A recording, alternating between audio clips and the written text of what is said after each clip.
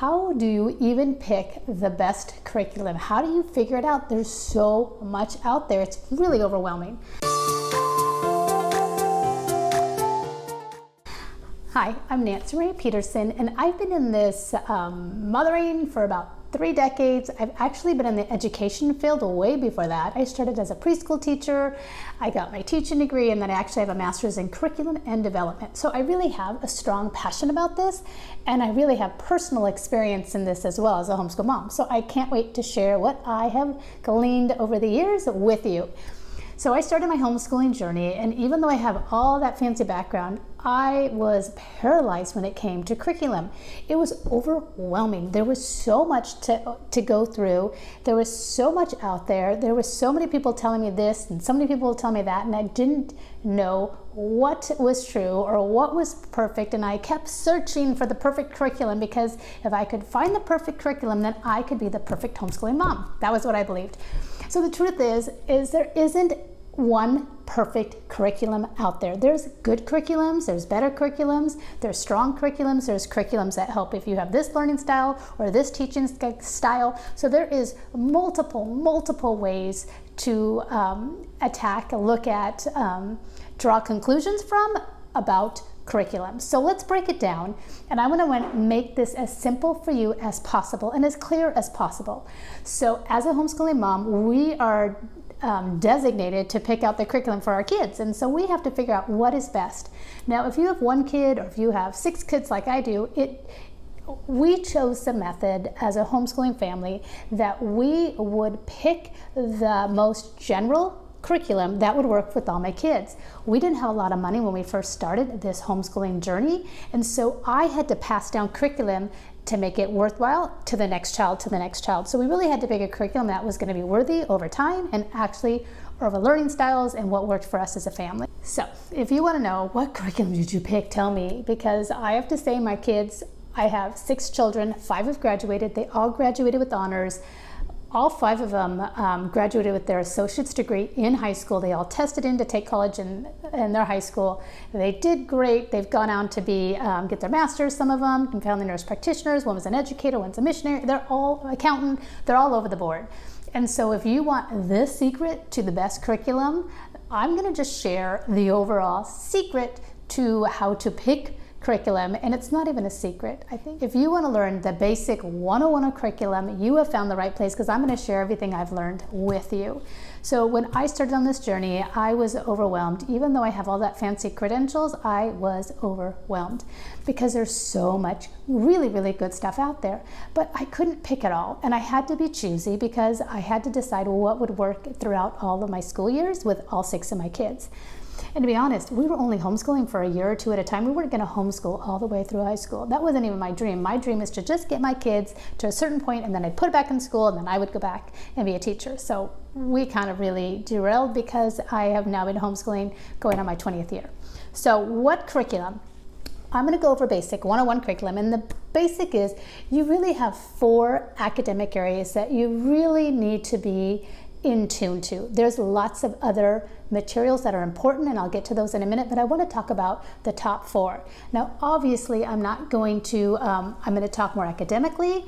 Obviously, Bible is the most important dynamics in our homeschooling, but I want to just share today curriculum and curriculum as an academic form. So I'll do another video on kind of the Bible, but right now I just want to hit the academic. So there's 4 areas. There's the language arts, which is reading, writing, grammar, all of that kind of stuff. Then you have math, which is basic. You have science, and you have social studies, which is also geography, history, kind of an idea. So you have 4 basic areas of academics that you really need to focus on.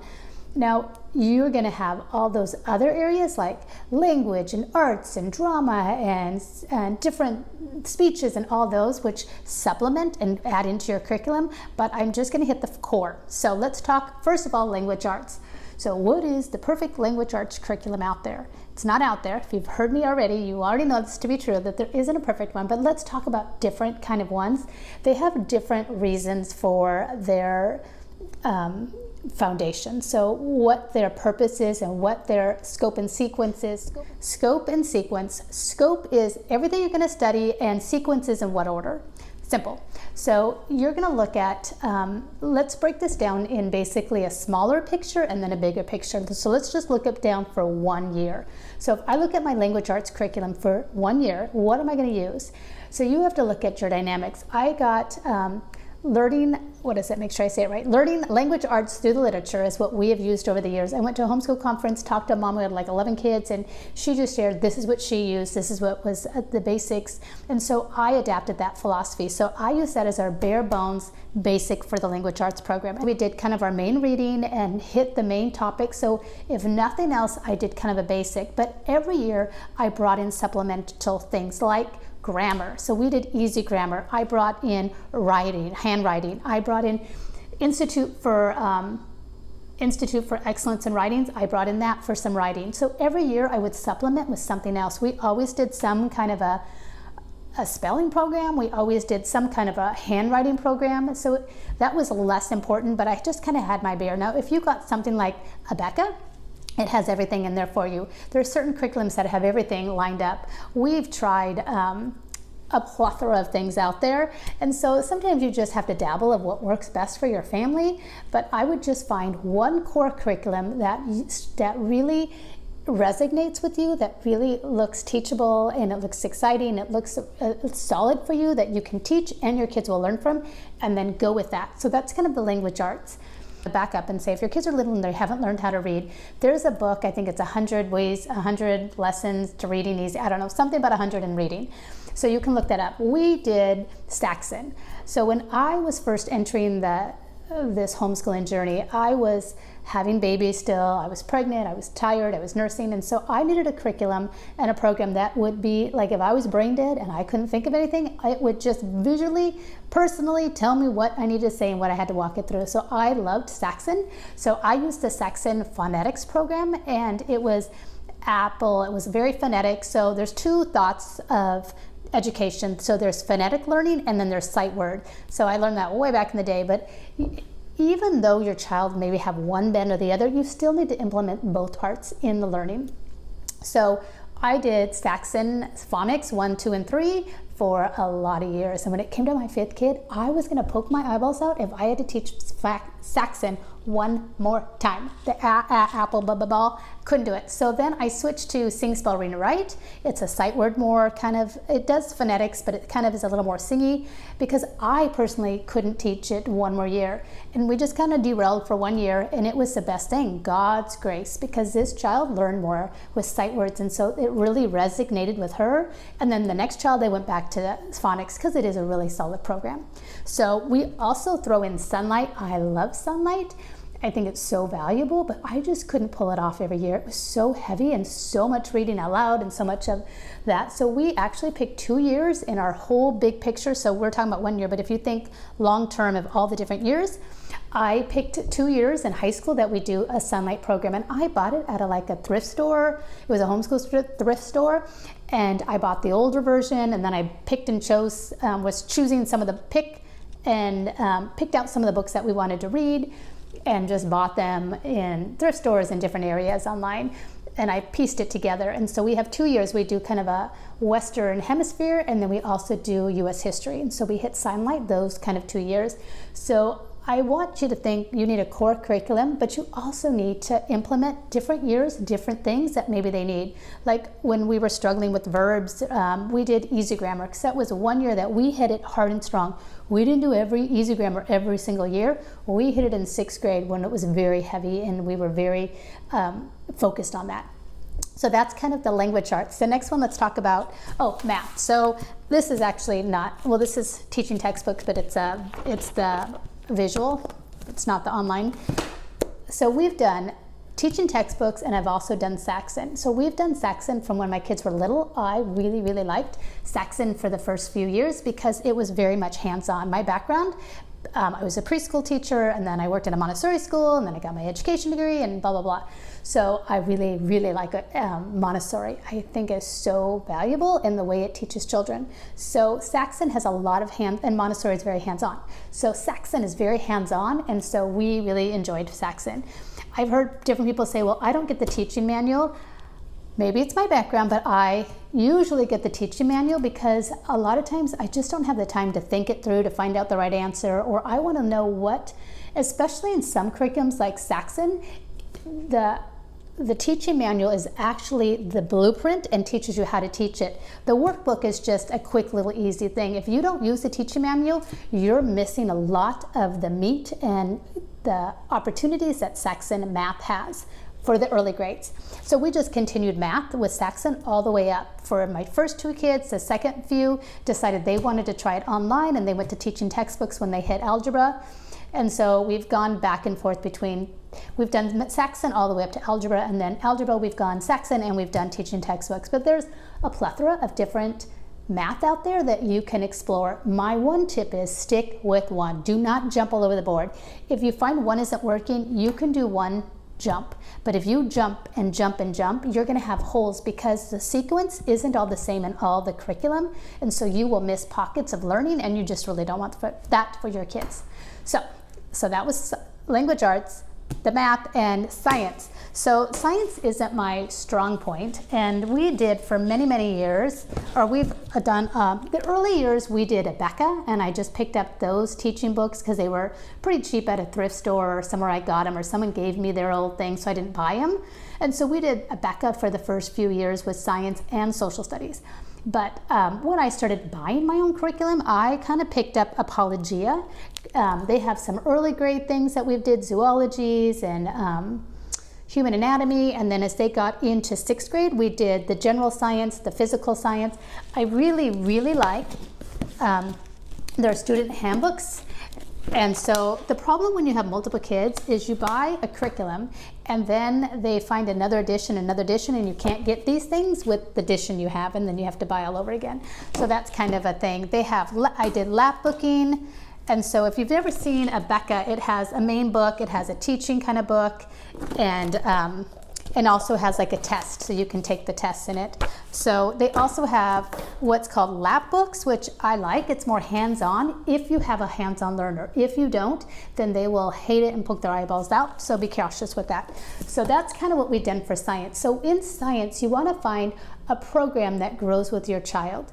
You don't have to be mega intense, and this is where I kind of got off gear when my daughter was in high school. Friends of ours were principals of a school, and so they had this amazing STEM program at their school, and we just barely were using our microscope, and she wouldn't do her experiments really well, and she was struggling, and I was struggling because I was teaching other kids.